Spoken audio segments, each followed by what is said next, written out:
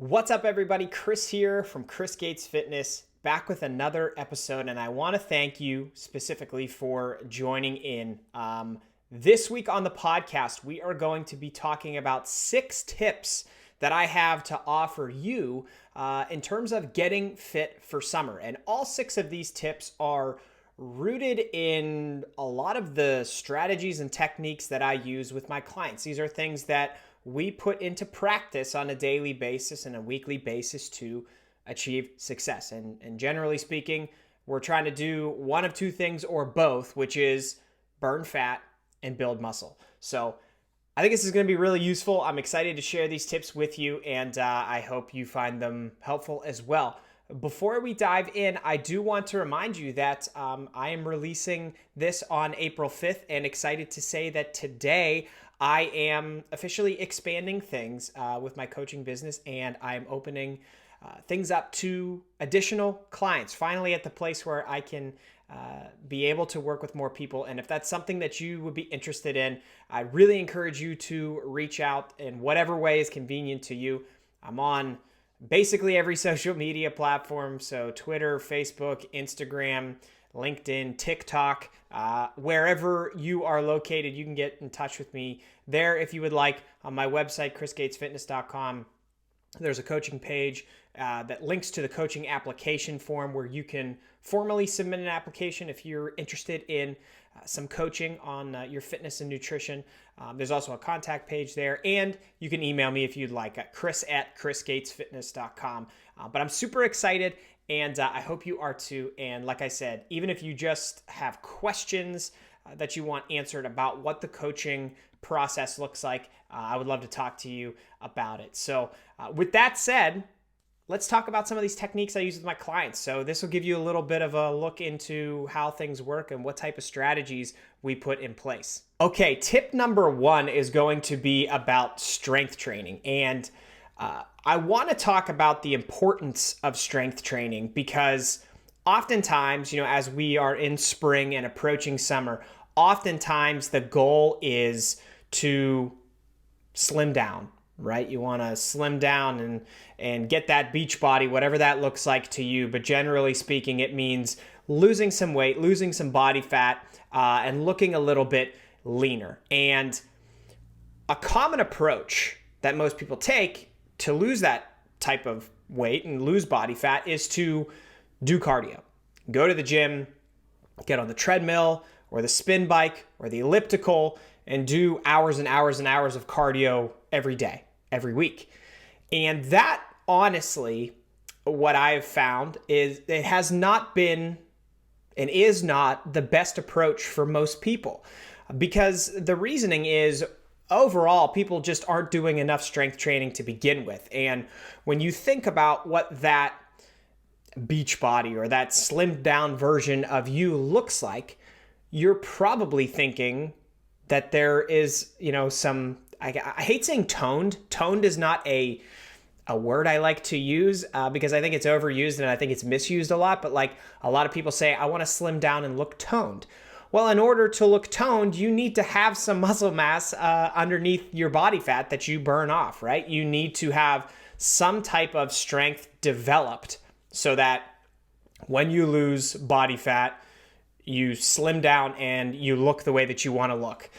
Now, ways that you can do this, it's pretty simple. You do not have to go into the gym and try and max out how much you can deadlift and squat and bench press.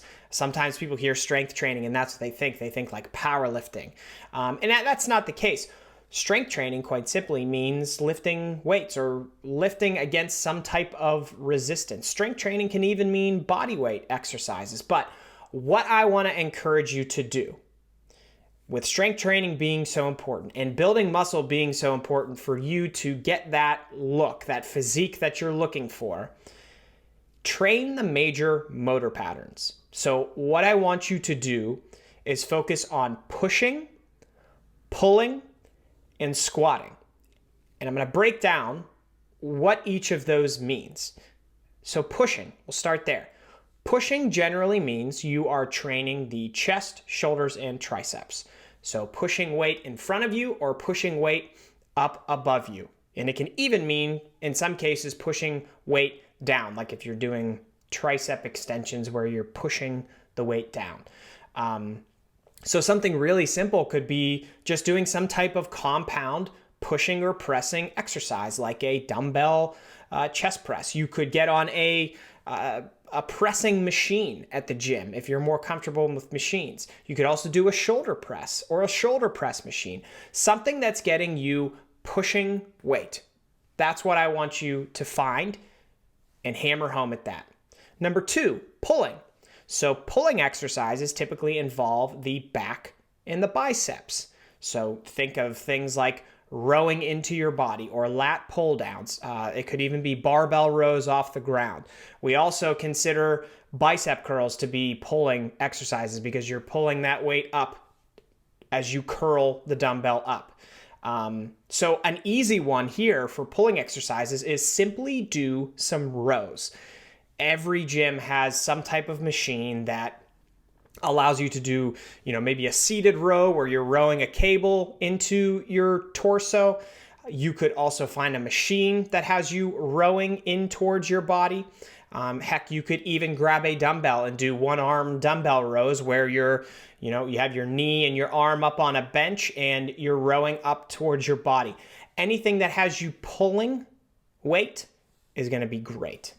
And third, squatting is pretty straightforward, and you can squat in so many different ways, in a variety of ways.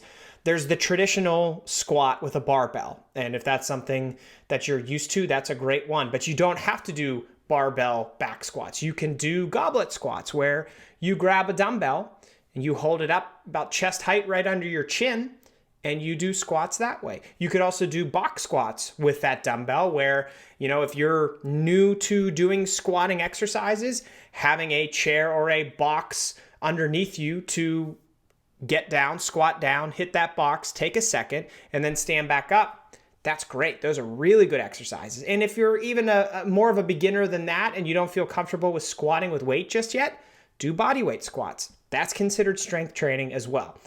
Pushing, pulling, and squatting are going to go a long way towards helping you develop strength, build some muscle, and like we said at the beginning, in terms of getting fit for summer, it's going to help you as you burn body fat. It's going to help you to also build muscle, and you're going to be much happier with the way you look at the end of whatever that weight cut, that fat loss phase looks like. Okay, tip number 2 is going to play off of tip number 1. We just talked about strength training, so let's talk about what a workout schedule might look like for you. And understand first off that you don't have to train every single day. You don't have to bust your ass every single day. And in fact, I would probably recommend that you don't do that, because when you're training hard, you're going to need to give your body time to recover. So what I would suggest is looking at anywhere from 2 to 5 days a week of strength training.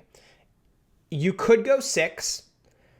I don't recommend that to most people simply because the average American does not have their recovery so dialed in that they can do 6 days and recover from intense training 6 days a week, and not run themselves into the ground, because that means you're eating the right nutrition every single day. You're getting enough protein every single day. You're keeping your stress levels low every single day. You're getting 7 to 9 hours of sleep every single day. You are hydrating adequately every single day. Most people don't do that. So I think 2 to 5 is probably going to be better for you.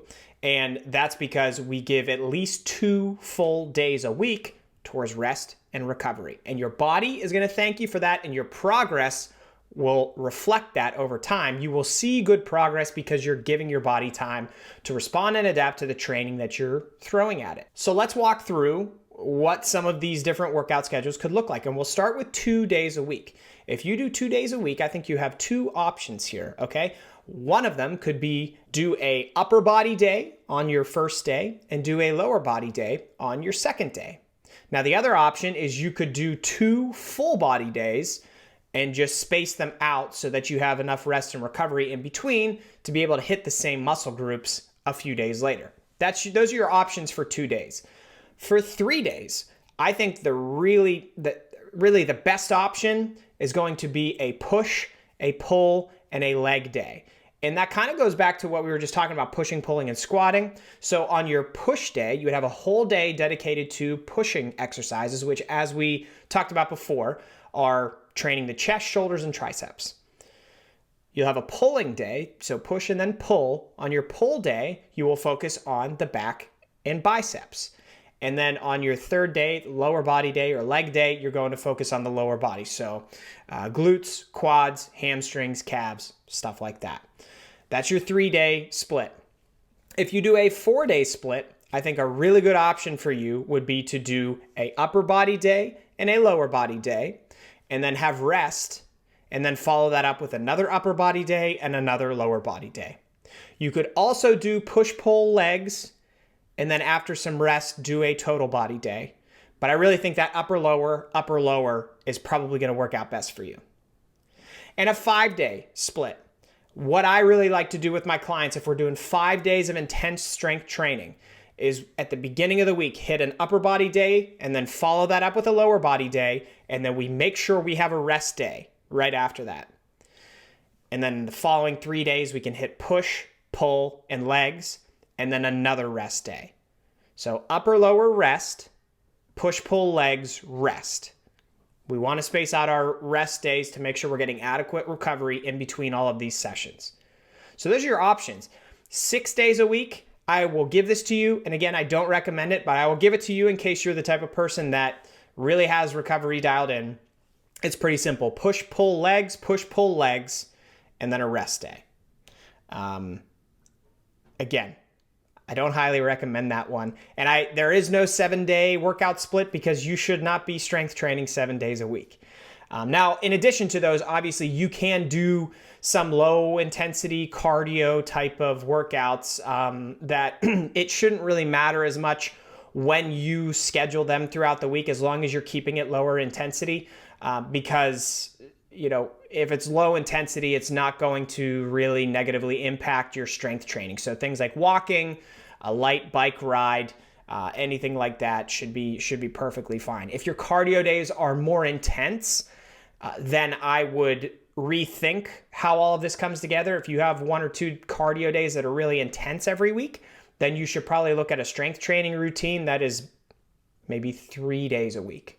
And then you're giving yourself adequate recovery to have intense strength training days and also have intense cardio days, but have them all fit into a puzzle that promotes recovery as well. So that's a basic breakdown on some of the different workout splits and schedules that I work with my clients on. So I hope you found that helpful. Now we can move on to tip number 3, which is how to build muscle and some of the things that you should focus on. And to build muscle, you first and foremost need to focus your mind on the concept of legitimately training hard, because to build muscle, it's actually this phenomenon that happens in the human body that is amazing when you think about it. You are challenging your body to a certain extent that forces it to grow tissue and respond to the training stimulus that you're providing it.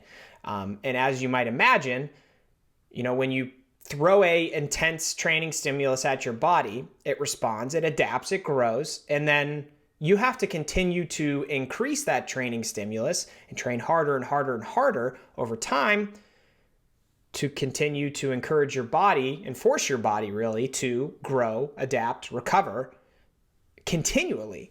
So that's the main focus here, right? Is understand that you have to train legitimately hard, and hard is going to increase over time. You're going to have to train harder and harder and harder. So let's talk about how you can set up your training to make sure that you're training hard enough to build muscle. And it can be very, very simple. And I'm going to outline how simple it is. So there are 6 different ways you can pretty much guarantee that you're training hard enough to build muscle. Number 1, increasing the amount of sets that you do for each exercise.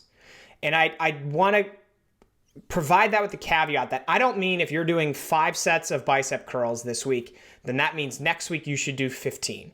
What I mean is progressively over time, if you can add a set, if you did 3 sets this week, do 4 sets next week. And once you get acclimated to that, do 5 sets. and doing that progressively over time, if you increase the amount of sets for a given exercise or for all your exercises, there's no way that you could say you're not training hard enough to build muscle. That's number one. Number two, increasing the amount of reps that you do for a given exercise or for all your exercises. If you are doing more reps, similar to sets, I don't want you going from 8 reps today to 20 reps tomorrow, but progressively increasing that slowly over time. If you do that, there's no way that you could not be training hard enough to build muscle, because if you just add 1 rep every week, you're training harder every week. And eventually you're going to get to an intensity where that's really intense and your body has to adapt and, grow because of that. So that's number 2. Number 3 is adding weight to a given exercise.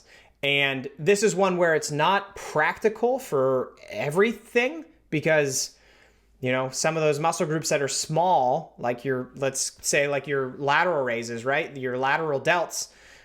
You could do lateral raises with like 10 pounds, 15 pounds, maybe 20 pounds. But when you get up to like 25, 30, 40 pounds, it starts to get unrealistic. Your form starts to get terrible. You start using tons of momentum to move the weight, and then you're defeating the purpose of the exercise. So you cannot always add weight to exercises, but things like compound exercises, like what we talked about before, pushing and pulling and squatting, those are exercises where you can progressively maybe add 5 pounds a week for a period of time. And if you can add weight, there's no way that you could say you're not training harder. Duration is another one, and this is a little more detailed, but just think about if you do 3 sets of bicep curls and you do them in 5 minutes. Next week, you do those 3 sets of bicep curls and you do them in 4 minutes and 45 seconds. You did it in a shorter period of time. That means it was more intense. That means you're training harder. RPE. RPE stands for rate of perceived exertion. And that just essentially means, like, on a scale of 1 to 10, how hard was the exercise? And if you see the RPE going up, then that will mean you're training harder, because as you perceive it, this exercise was getting more difficult week to week to week. So you're training harder. And the last one is form and technique. So if you start off, you're a beginner, your squatting is awful, but then 6 weeks later, you see that your squat technique is really, really good. That means you developed the musculature to perform that movement better and more effectively. So that means you built muscle. That means you can train harder. So those are the 6 ways that you can guarantee that you're building muscle. And you could pick 1, 2, all of them. Technically, you could improve in all of them, but I would say pick a couple and try and improve with them, and that will mean you're training harder. All right, let's flip up over to the other side now and talk about nutrition. So tip number 4 is about a nutrition plan and the concept of managing your nutrition to try and slim down and get fit for summer. And what I want you to understand is that you have to start slow and move slowly in terms of the adjustments you make to your nutrition plan, okay? Because you cannot just drastically drop calories because you think it's going to make you lose weight quicker. So if you're dieting on 2,000 calories and you're losing weight, you can't say, well, then if I eat 1,000 calories, I'll lose twice as much weight. That's not how your body responds to this type of stuff. It's also not going to be very sustainable. And so if you do that and you get way too aggressive, you may lose weight for a period of time, but then burn out and binge and gain way more weight back. And then you'll be, it's like you took 1 step forward and then like 5 steps backward, and then your plan has totally been derailed. So you cannot do that.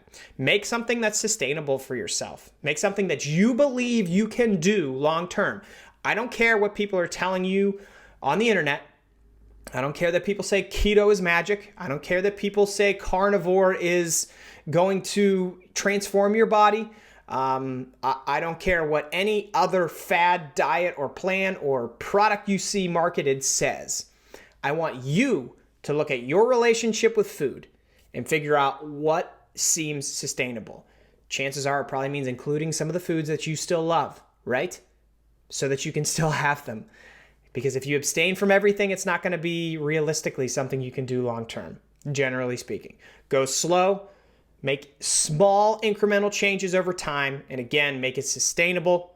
you're going to have to be in a calorie deficit long-term to see the progress that you're looking for. And what that means is you're going to have to be burning more calories than you're taking in. And what we do here is we adjust our nutrition to lose weight. We don't try and do endless amounts of cardio to burn those calories in the hopes that it'll make us lose weight. No. We create a sustainable plan. We go slow. We let our body respond.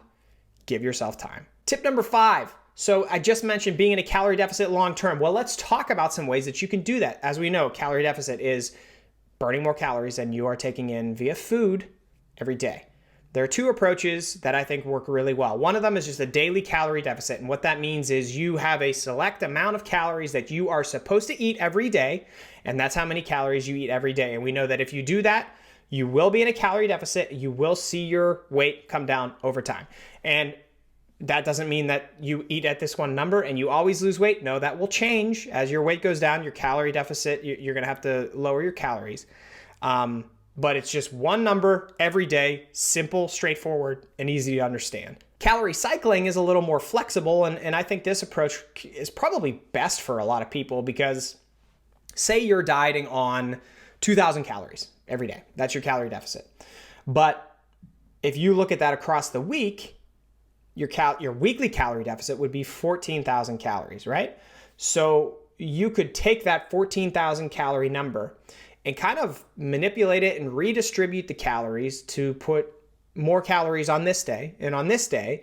And because you put more calories on these 2 days, then maybe you pull back some calories on the other days. And a great example of that is like Monday through Friday. If that 2,000 is your calorie deficit, let's eat 1,800 Monday through Friday. And then look at that, you've saved a ton of calories that you can redistribute to the weekend. So 1,800 Monday through Friday means you can eat 2,500 on Saturday and Sunday. You've created a really flexible way to have some days that you can enjoy some of those foods that you love, right? Go out for dinner, do something like that. But at the same time, overall, across the week, you're in a calorie deficit as a great flexible option. And those are the 2 for this tip that I would recommend. You pick one that you really think can work well for you, roll with it. And finally, tip number 6, again, plays off of tip number 5, but let's talk about meal prep because meal prep is so huge when it comes to, accomplishing these goals that we have. If you want to burn fat, lose weight, the meal prep is going to set you up for success. And first and foremost, I encourage you to do that. I encourage you to meal prep every weekend for the upcoming week. But beyond that, I encourage you to also track your nutrition in an app like MyFitnessPal. These are free nutrition tracking apps that make it really simple and straightforward to understand how many calories you're having every day.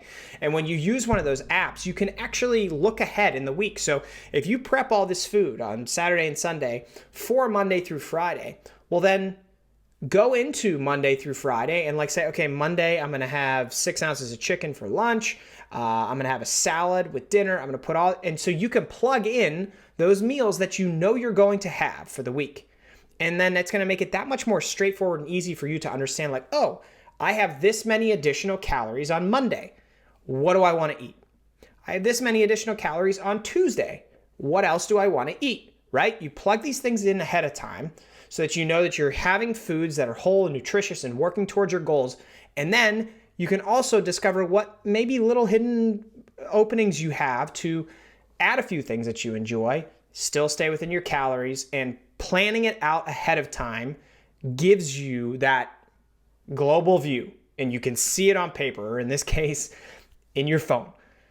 It's a really, really big tip. It's one of my favorites, one that works really, really well with my clients because they, it's not something you initially think of. You think of track my food. Okay, I ate this, I'm going to put it in. I ate this, I'm going to put it in. But you can meal prep, right? You're going to meal prep. So just put it in ahead of time. And just like anything else, like with work, you schedule meetings out for the week. You have a to-do list. You know you have to do these things by this certain day. So you work on it a little bit here, work on it a little bit here, work on it a little bit here. This is essentially the same thing, but with your nutrition to help you work towards the goals that you have. So those are my 6 tips to help you get fit for summer. I hope you enjoyed them. If you have any questions or feedback, or if you have any tips that have worked really well for you, I would love to hear them. So please feel free to contact me. Like I said at the beginning, I'm pretty much everywhere. So reach out to me wherever is convenient for you. And really I would encourage you, if even, you've thought about online coaching, if you're not sure about it, but you want to ask some questions, I would love to talk to you. And if you feel like now's the right time to dive in and start working towards whatever that goal physique or goal body weight or goal you have in the gym is, well, then let's talk, and we can talk about what online coaching looks like and get started working towards those goals. April 5th, man, today's the day. I'm excited. That's been a long time coming, and I hope to hear from you. But if you're interested, let's connect, and more good stuff coming soon. So I'm excited for it. Again, thank you for listening, and I will talk to you again later. See ya.